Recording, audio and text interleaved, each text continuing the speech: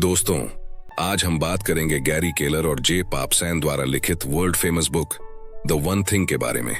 इस बुक की मदद से आप जान पाएंगे कि कैसे एक टाइम पर एक ही काम पर फोकस करके हम मनचाही चीजें पा सकते हैं, कम समय में ज्यादा से ज्यादा काम कर सकते हैं और अपनी प्रोडक्टिविटी को बढ़ा सकते हैं। तो चलिए शुरू करते हैं। पॉइंट नंबर 1, एक बार में सिर्फ एक चीज पर ही पूरा ध्यान केंद्रित करें। बहुत ही पुरानी रूसी कहावत है, यदि आप 2 खरगोशों का पीछा करेंगे तो आपके हाथ में एक भी खरगोश नहीं आएगा। एक बार में एक चीज पर काम करना ही सफलता की ओर ले जाता है। इस दुनिया में वे लोग ही शिखर पर पहुंचते हैं जो अपने जीवन में एक बार में एक ही चीज पर ध्यान केंद्रित करते हैं। जैसा कि हेनरी डेविड थोरो कहते हैं, केवल व्यस्त रहना पर्याप्त नहीं है, चींटियां भी व्यस्त रहती हैं। प्रश्न यह है कि हम किस काम में व्यस्त हैं। एक सार्थक और उपयोगी काम करने की तुलना में 100 ऐसे कामों में व्यस्त रहना जिनका कोई अर्थ न निकलता हो, सचमुच ही खराब विकल्प है। हर बात का समान महत्व नहीं होता। हर रोज हमारे इनबॉक्स में ऐसे ढेरों मेल इस तरह से आ गिरते हैं जैसे कि उन्हें देखे बिना हमारा काम आगे नहीं बढ़ेगा, और वास्तव में ये बेकार बेमतलब के होते हैं, मगर उन्हें देखना हमारी मजबूरी होती है। सफल व्यक्ति अलग तरीके से काम करते हैं। उनके पास सबसे महत्वपूर्ण चीज को परखने की दृष्टि होती है। क्या सबसे अधिक महत्वपूर्ण है, इसे जानने के लिए वे लंबा समय बिताते हैं और उसके बाद वे अपनी दिनचर्या को महत्वपूर्ण काम के हिसाब से चलने देते हैं। सामान्य व्यक्ति जिन कामों को बाद में करने और अनिश्चित काल के लिए टालने की सोचता है, विजेता उन कामों को जल्दी करता है। अंतर इरादों में नहीं है, बल्कि काम करने के तरीके में है।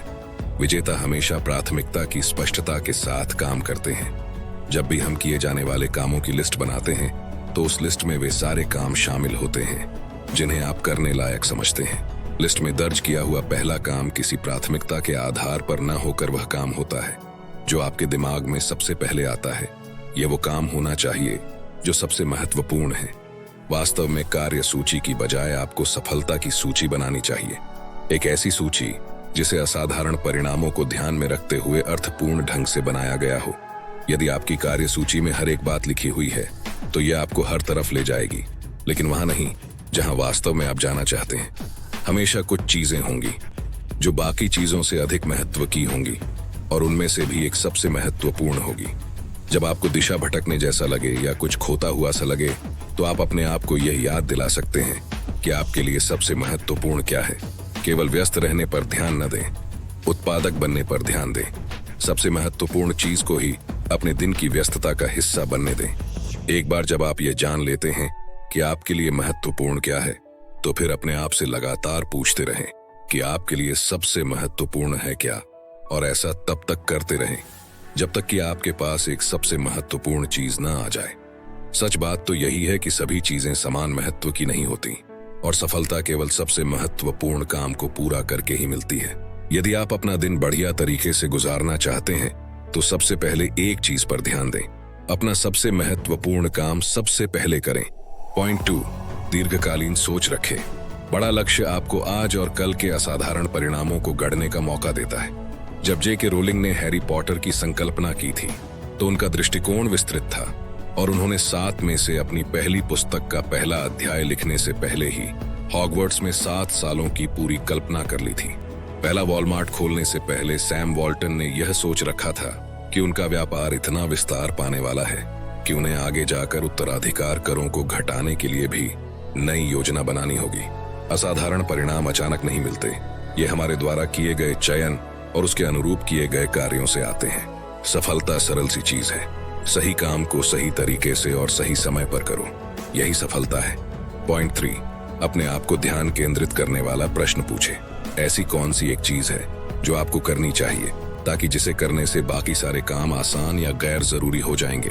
अपने निजी व्यापार के लिए, अपने जीवन के लिए, अपने नौकरी के लिए, अपने महत्वपूर्ण रिश्तों के लिए ध्यान केंद्रित करने वाला प्रश्न पूछना आपको जीवन के अलग अलग क्षेत्रों में महत्वपूर्ण एक चीज की ओर निर्देशित कर देगा। अपने आप को ध्यान केंद्रित करने वाला प्रश्न पूछने की याद दिलाते रहें। इसे करने का एक बढ़िया तरीका यह है कि अपने सामने ऐसा संकेत लगाएं जिसमें लिखा हो कि जब तक मेरी एक चीज पूरी न हो जाए बाकी सारे काम मेरे लिए व्यवधान के समान है। ध्यान केंद्रित करने वाला प्रश्न किसी भी स्थिति में एक चीज को पहचानने में आपकी मदद करता है। आप अपने जीवन के बड़े क्षेत्र में क्या पाना चाहते हैं, इस प्रश्न से स्पष्ट हो जाता है और यह प्रश्न आपको यह भी बताता है कि उस लक्ष्य तक पहुंचने के लिए आपको क्या क्या अभ्यास करना होगा। भले ही आप सही रास्ते पर हैं, मगर यदि आप उस रास्ते पर केवल बैठे रहते हैं तो आप स्पर्धा से जल्दी ही बाहर हो जाएंगे। पॉइंट 4, उद्देश्य, प्राथमिकता और उत्पादकता को समझे। उद्देश्य, प्राथमिकता और उत्पादकता ये तीनों सदैव जुड़े रहते हैं और हमारे जीवन में एक दूसरे की उपस्थिति को हमेशा महसूस कराते रहते हैं। उद्देश्य, प्राथमिकता और उत्पादकता को किसी आइसबर्ग के 3 हिस्सों की तरह देखना चाहिए, जिसका केवल 1/9 हिस्सा पानी के ऊपर रहता है और आप केवल इसका ऊपरी कोना ही देख पाते हैं। इसी तरह से उद्देश्य, प्राथमिकता और उत्पादकता आपस में जुड़े रहते हैं। आप जो देखते हैं उसका निर्धारण आप जो नहीं देख पाते हैं उसके आधार पर होता है। किसी उद्देश्य के साथ जीवन बिताएं, प्राथमिकता के अनुरूप जीवन बिताएं और उत्पादकता के लिए जीवन बिताएं। हम जो कुछ बड़े महत्व के साथ करते हैं वही हमारी प्राथमिकता होता है। खुशी किसी लक्ष्य की प्राप्ति के रास्ते पर ही मिलती है। जब आप अपने आप से पूछते हैं कि मैं अपने जीवन में वह एक चीज क्या कर सकता हूं जो मेरे लिए अत्यधिक महत्व रखती है और जिसे करने से मेरे लिए बाकी काम आसान या अनावश्यक हो जाएंगे, तो यहाँ आप वन थिंग की ताकत का इस्तेमाल अपने जीवन के उद्देश्य को पूरा करने के लिए कर रहे होते हैं। पॉइंट नंबर 5, भविष्य के बारे में सोचें। यदि आपको अभी $100 या अगले साल $500 देने की पेशकश की जाती है तो आप किसे चुनेंगे? निश्चित ही $500 को, सही है ना? यदि आपका उद्देश्य इस अवसर से अधिकाधिक धन कमाना है तो आप ऐसा ही करेंगे। आश्चर्य यह है कि अधिकतर लोग इसका चयन नहीं करते। अर्थशास्त्रियों ने बहुत पहले ही यह पता लगा लिया था कि लोग छोटे की तुलना में बड़े पुरस्कारों को प्रधानता देते हैं, मगर उन्होंने यह भी मालूम कर लिया था कि लोग भविष्य की बजाय वर्तमान पर और भी अधिक ध्यान देते हैं, भले ही भविष्य में बहुत अधिक लाभ होता दिखाई दे रहा हो। भविष्य के बड़े पुरस्कार की तुलना में हाल ही का छोटा सा पुरस्कार अधिक आकर्षित करता है। शायद ऐसा इसलिए होता है कि दूर की वस्तुएं छोटी दिखाई देती हैं, अतः लोगों को वे छोटी ही प्रतीत होती हैं और वे उनके महत्व को कम करके आंकते हैं। इससे इस बात का स्पष्टीकरण दिया जा सकता है कि क्यों लोग भविष्य में $500 की बजाय वर्तमान के $100 को महत्व देते हैं। उनका वर्तमान पूर्वाग्रह वास्तविक तथ्य पर हावी हो जाता है और वे असाधारण परिणामों के साथ आने वाले भविष्य को दूर जाने देते हैं। अब कल्पना करें कि जब आप हर दिन इस तरह से जी रहे होते हैं तो उसका तबाह कर देने वाला प्रभाव आपके भविष्य पर क्या पड़ेगा। अपने आज को आने वाले हर कल के साथ जोड़ें, इसी से लक्ष्य साधा जा सकता है। पॉइंट 6, हर रोज कुछ समय रिजर्व रखें। उत्पादकता का अर्थ घोड़े की तरह काम में जुटे रहना, अपने आप को लगातार व्यस्त रखना या रात भर जागते रहना नहीं है। इसका संबंध प्राथमिकता तय करने, योजना बनाने और इसके माध्यम से उत्साह के साथ अपने समय की बचत करने से है। अलेक्जेंडर ग्राहम बेल ने कहा था, अपनी सारी सोच को हाथ में लिए हुए एक काम पर ही केंद्रित कर दें। सूरज की किरणें तब तक नहीं जलाती जब तक उन्हें एक स्थान पर केंद्रित न कर दिया जाए। असाधारण सफलता तभी मिलती है जब महान बनने के लिए हर दिन समय दिया जाए। जहां तक संभव हो, दिन की शुरुआत में ही अपने लक्ष्य के लिए समय सुरक्षित करें। अपने आप को इसके लिए 30 मिनट से 1 घंटे का समय दें, ताकि सुबह की प्राथमिकताओं के बारे में सोचा जा सके और उसके बाद अपनी एक चीज की ओर बढ़ें। मेरा सुझाव यह है कि हर दिन 4 घंटे सुरक्षित रखें। मैं दोहराता हूं, हर दिन 4 घंटे। ईमानदारी से यह तो न्यूनतम अवधि है। यदि आप इससे अधिक कर पाते हैं तो अवश्य करें। हमारी टीम की एक एग्जीक्यूटिव असिस्टेंट ने हाल ही में एक प्रोजेक्ट के लिए एक बड़ी अवधि को सुरक्षित रखा। पहले तो यह तनावदायक लगता था। उनके काम में लगातार व्यवधान आते रहे, ईमेल अलर्ट बजते रहे, सहकर्मी आकर झांकते रहे, बात करते रहे, उनसे थोड़ा समय देने की मांग करते रहे। ये वास्तव में व्यवधान नहीं थे, बल्कि उनके काम का हिस्सा थे। अंत में उन्हें एक लैपटॉप मांगकर बैठक कक्ष में जाना पड़ा, ताकि वह इस सारे व्यवधान से बच सके और अपने काम में ध्यान लगा सके। लेकिन 1 सप्ताह के भीतर सभी इस बात के आदी हो गए कि वे दिन के निश्चित हिस्से में उनकी पहुंच में नहीं रहेंगी। सभी ने इसके साथ सामंजस्य बैठा लिया। इसमें केवल 1 सप्ताह का समय लगा, महीना या साल नहीं, केवल 1 सप्ताह। बैठकों के समय बदल दिए गए और काम चलता रहा, और उन्होंने भी अपनी उत्पादकता में भारी बढ़त महसूस की। आप चाहे जो भी हो, जिस भी पद पर हो, समय के बड़े हिस्से को महत्वपूर्ण कामों के लिए सुरक्षित रखना काम करता है। अपने सामने एक कागज रखे और उस पर लिखे, जब तक मेरी एक चीज पूरी नहीं हो जाती, बाकी चीजें मेरे लिए व्यवधान के समान हैं। इस कागज को ऐसे स्थान पर लगाइए जिसे आप और अन्य सभी लोग देख सकें। इसके बाद इसे ऐसा मंत्र बनाइए जिसका उपयोग आप अपने लिए और बाकी लोगों के लिए कर सकें। पॉइंट 7, ना कहना सीख जाए। किसी ने एक बार कहा था कि एक हाँ की रक्षा 1000 बार ना कहकर करनी चाहिए। आपने जिस काम को हाँ कहा है, उसकी रक्षा के लिए, उसे पूरा करने और उत्पादक बने रहने के लिए हर उस व्यक्ति या चीज को नहीं कहना होगा जो आपको लक्ष्य की राह से हटा सकता है। आपके साथी आपसे सलाह और मदद मांगेंगे, साथ काम करने वाले आपको अपनी टीम में लेना चाहेंगे, दोस्त आपका साथ मांगेंगे, अजनबी भी आपसे मिलना चाहेंगे। निमंत्रण और व्यवधान आपके पास हर तरफ से, हर दिशा से आते रहेंगे। आप इन सब से कैसे निपटते हैं, इससे तय होता है कि आपके पास अपनी एक चीज के लिए कितना समय बचता है और उसके द्वारा आप क्या परिणाम देने में समर्थ होते हैं। यही मुख्य बात है। जब आप किसी काम के लिए हाँ कहते हैं तो आपके लिए यह समझना जरूरी हो जाता है कि इस काम को हाँ कहकर आप किस काम के लिए ना कहने वाले हो। गॉन विद द विंड के पटकथा लेखक सिडनी हॉवर्ड सलाह देते हैं कि आप क्या चाहते हैं। इसका आधा हिस्सा तो तभी पूरा हो जाता है जब आपको यह पता चल जाता है कि आपको किसे मना करना है, किसे छोड़ना है। स्टीव जॉब्स से बेहतर यह कोई नहीं जानता कि छोटे छोटे कदमों से किस तरह से बढ़ा जाए। जब 1997 में वे कंपनी में वापस लौटे तो 2 साल के भीतर ही उन्होंने अपने उत्पादों की संख्या 350 से घटाकर सिर्फ 10 कर दी। उस दौरान वे बाकी 340 उत्पाद किसी गिनती में नहीं आते थे। 1997 में मैकवर्ल्ड डेवलपर्स कॉन्फ्रेंस में उन्होंने विस्तार से बताते हुए कहा, जब आप किसी बात पर ध्यान केंद्रित करने की बात कहते हो तो आपको लगता है कि इसका अर्थ है हर काम के लिए हाँ कहना, मगर नहीं, इसका अर्थ होता है अन्य सभी कामों के लिए ना कहना। जॉब्स असाधारण परिणामों के पीछे लगे थे और यही एक तरीका था उन्हें प्राप्त करने का, यानी बाकी सबको ना कहना। स्टीव जॉब्स ना कहना जानते थे। याद रखिए कि अपनी एक चीज को हाँ कहना आपकी शीर्ष प्राथमिकता है। जब तक आप इसे ध्यान में रखते हैं तब तक हर उस बात को ना कह दें जो आपको सुरक्षित समय से दूर रखती हो। जब आप अपनी एक चीज के लिए हाँ कहते हैं और बाकी सभी के लिए नहीं कहते हैं तो असाधारण परिणामों की प्राप्ति संभव हो जाती है। पॉइंट 8, ऐसे ही लोगों के साथ रहे जिनके जैसा आप बनना चाहते हैं। हार्वर्ड के प्रोफेसर निकोलस ए क्रिस्टाकिस और कैलिफोर्निया यूनिवर्सिटी के एसोसिएट प्रोफेसर जेम्स फाउलर ने हमारे सामाजिक संबंध किस तरह से हमारी खुशहाली को प्रभावित करते हैं, इस विषय पर एक पुस्तक लिखी है।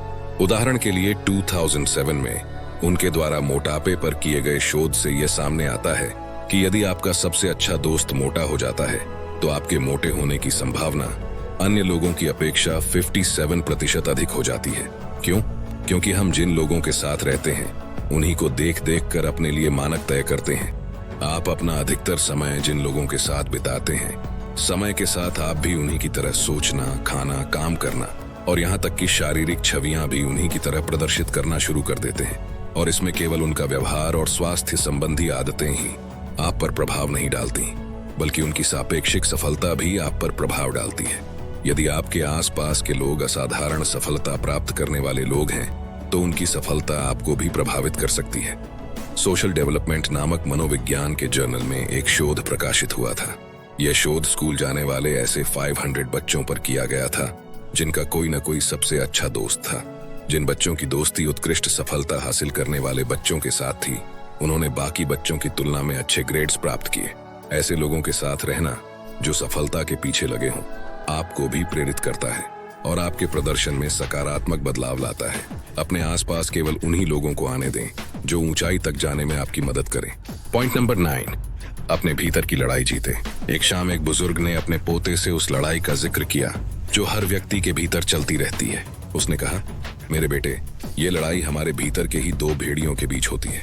एक का नाम है डर, जो चिंता, अनिश्चितता, हिचक, अनिर्णय और निष्क्रियता को साथ लाता है। दूसरा है विश्वास, जिसके साथ शांति, आत्मविश्वास, उत्साह, आस्था, निश्चितता, उत्तेजना और क्रियाशीलता जुड़ी हुई होती है। पोते ने एक क्षण के लिए इस पर सोचा और बोला, कौन सा भेड़िया जीतता है? बूढ़े ने उत्तर दिया, वही जिसे आप पालते पोसते हैं। पॉइंट 10, जीवन में पछतावे के लिए जगह मत छोड़िए। ब्रोनी वेयर की 2012 में लिखी हुई पुस्तक the top 5 regrets of the dying पढ़कर दोनों ही अनुभव आते हैं। वेयर ने कई साल ऐसे लोगों की सेवा में बिताए हैं जो मृत्यु का सामना कर रहे थे। जब उन्होंने मरने वाले से प्रश्न किया कि क्या उन्हें किसी बात का खेद है, ब्रोनी ने देखा कि सभी से बार बार एक खास तरीके के उत्तर मिले। उनमें से सबसे ज्यादा बताए गए 5 उत्तर थे, काश मैं अपने आप को खुश रख पाता। मुझे बहुत बाद में यह पता चला कि खुश रहने का चयन हम करते हैं। काश मैं अपने मित्रों के संपर्क में रह पाता। मैं अक्सर उन लोगों को वह समय और प्रयास नहीं दे सका जिसके वे हकदार थे। काश मैं अपनी भावनाओं को व्यक्त करने का साहस जुटा पाता। हमेशा मुंह बंद करके अपनी भावनाओं को दबाते रहना बेहद मुश्किल हो जाता है। काश मैंने इतना कठिन श्रम न किया होता, थोड़ा समय अपने आप को दिया होता अपने बारे में सोचने और अपने जीवन को सार्थक बनाने के लिए, तो जीवन में इतना पश्चाताप न होता। और नंबर 1 का पछतावा था आधे अधूरे सपने और अपूर्ण इच्छाएं, जिसे मरने वालों ने व्यक्त किया था। जैसा कि वेयर इसे लिखती हैं, अधिकतर लोगों ने अपने आधे सपनों तक का सम्मान नहीं किया था और अब वे इस पछतावे के साथ मर रहे थे कि उनके सपने पूरे करना उनके हाथ में था, लेकिन वे अपने सपने पूरे किए बिना ही मर रहे हैं। तो इस बात को सुनिश्चित करें कि आप हर दिन वही करें जो आपके लिए सबसे महत्वपूर्ण हो। जब आप यह जानते हैं कि आपके लिए क्या सर्वाधिक महत्वपूर्ण है, तो आपका हर काम मायने रखता है।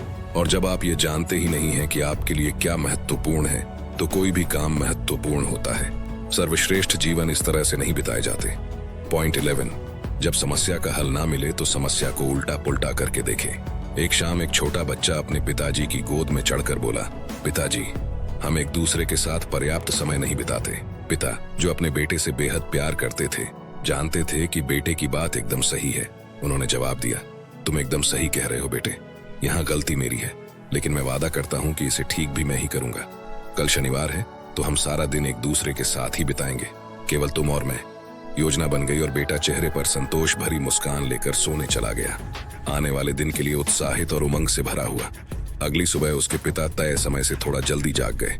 वे बेटे के जागने से पहले अपनी कॉफी और सुबह का अखबार पढ़ लेना चाहते थे। वे व्यापार वाला कॉलम पढ़ने में व्यस्त हुए ही थे कि अचानक बेटे ने उनके हाथ से समाचार पत्र छीन लिया और उत्साह से बोला, पिताजी, मैं जग गया हूँ, चलिए खेलते हैं। पिताजी अपने बेटे की उत्सुकता को देखकर खुश थे, मगर उनके मन में था कि सुबह के अपने नित्य कर्म को किसी तरह से खत्म कर लिया जाए। अपने दिमाग के घोड़े दौड़ाते हुए उन्होंने इसका हल निकाल लिया। उन्होंने अपने बेटे को बाहों में भर लिया, खूब प्यार किया और कहा कि पहला खेल एक पहेली का होगा। जब वह हो जाएगा तो हम बाहर खेलने जाएंगे। समाचार पत्र पढ़ते समय पिता की नजर एक फुल पेज विज्ञापन पर पड़ी थी, जिसमें दुनिया का नक्शा दिया हुआ था। उन्होंने उसे छोटे छोटे टुकड़ों में काट दिया और एक टेप देकर बेटे के सामने उन टुकड़ों को फिर से जोड़कर सही नक्शा बनाने की चुनौती रखी। पिता ने कहा, मैं देखना चाहता हूं कि तुम कितनी जल्दी इस पहेली को हल कर देते हो। बेटा उत्साह से भरकर काम पर लग गया, जबकि पिताजी यह सोचकर कि चलो कुछ अतिरिक्त समय तो मिला, समाचार पत्र पढ़ने में व्यस्त हो गए। कुछ ही मिनटों में बेटा फिर पिताजी के समाचार पत्र पर झपटा और बोला, मैंने पहेली हल कर ली है। पिताजी हैरान थे। उनके सामने पूरा विज्ञापन, जिसमें दुनिया का नक्शा बना था, ज्यों का त्यों पड़ा हुआ था। एक भी हिस्सा गलत नहीं लगाया था। गर्व और आश्चर्य से मिश्रित आवाज में पिता ने पूछा, आपने इसे इतनी जल्दी कैसे कर लिया बेटा? बच्चे ने खुशी से कहा, यह आसान था पिताजी। पहले तो मुझे यह बहुत कठिन लगा, फिर मैंने इसका एक टुकड़ा जमीन पर गिरा दिया, और चूंकि यह कांच की टेबल है, जब मैंने उस टुकड़े को उठाते समय टेबल की ओर देखा तो इसके पिछली तरफ मुझे एक आदमी का चित्र दिखाई दिया। इससे मुझे समझ में आ गया कि इसे कैसे करना है। जब मैंने आदमी के शरीर के अंगों को एक साथ रखा तो दूसरी तरफ नक्शा भी पूरा हो गया। मैंने यह कहानी किशोरावस्था में सुनी थी और उस समय मुझे इसमें कुछ खास नहीं लगा था, मगर इस कहानी को मैं अपने दिमाग में बराबर दोहराता रहता था और अंत में यह मेरे जीवन की केंद्रीय थीम बन गई। जीवन के संतुलन के प्रति पिताजी के रवैये ने मुझे प्रभावित नहीं किया, मुझे बेटे द्वारा खोजे गए समाधान ने प्रभावित किया। किसी भी समस्या को उल्टा पुल्टा करके देखिए, उसका एनालिसिस कीजिए, क्या पता आपको सोल्यूशन मिल जाए। याद रहे, असाधारण सफलता का रहस्य अपने आप से बहुत बड़ा और स्पष्ट उद्देश्य वाला ऐसा प्रश्न पूछना है जो आपको छोटे और ध्यान केंद्रित करने वाले उत्तर की तरफ ले जाए। यदि आप हर एक काम करने का प्रयास करेंगे तो अंत में आपके हाथ कुछ भी नहीं आएगा, मगर यदि आप एक बार में एक चीज करते हैं और वह भी सही एक चीज, तो अंत में आपके पास आपकी इच्छित हर एक चीज होगी। अतः विलंब न करें, अपने आप से प्रश्न पूछे, वह कौन सी एक चीज है जिसे मैं अभी कर सकता हूँ, जिससे मैं अपने जीवन में एक चीज की अवधारणा का उपयोग इस तरह से करना शुरू कर पाऊं कि उससे बाकी सारी चीजें सरल हो जाएं या अनावश्यक हो जाएं, और इसके उत्तर को ही अपनी वन थिंग बनाएं। किसी डाक टिकट की तरह बने, एक चीज से तब तक चिपके रहें जब तक कि उसे पा न लिया जाए। तो दोस्तों, ये थे वो कुछ पॉइंट्स जो मैंने आपको द वन थिंग इस बुक से बताए हैं। अगर आप इस बुक को खरीदना चाहते हैं तो हिंदी और इंग्लिश दोनों बुक की लिंक डिस्क्रिप्शन में मिल जाएगी। दोस्तों, मुझे उम्मीद है ये वीडियो आपको पसंद आया होगा। आपको ये वीडियो कैसा लगा कमेंट सेक्शन में जरूर बताना। अगर आपको इस वीडियो से कुछ वैल्यू मिली हो तो इसे लाइक कर देना, और चैनल पर नए हो तो सपने सच होते हैं इस चैनल को सब्सक्राइब जरूर कर लेना, क्योंकि ऐसे ही बुक समरीज आपको मिलती रहेगी हर संडे सुबह 10 बजे। वीडियो को शेयर करना ना भूले। और अंत में सिर्फ एक बात, चाहे कुछ भी करे लेकिन अपना सपना ना छोड़े, क्योंकि सपने के बिना जीवन जिया नहीं जाता, सिर्फ काटा जाता है। तो सपने देखते रहिए दोस्तों, क्योंकि सपने सच होते हैं।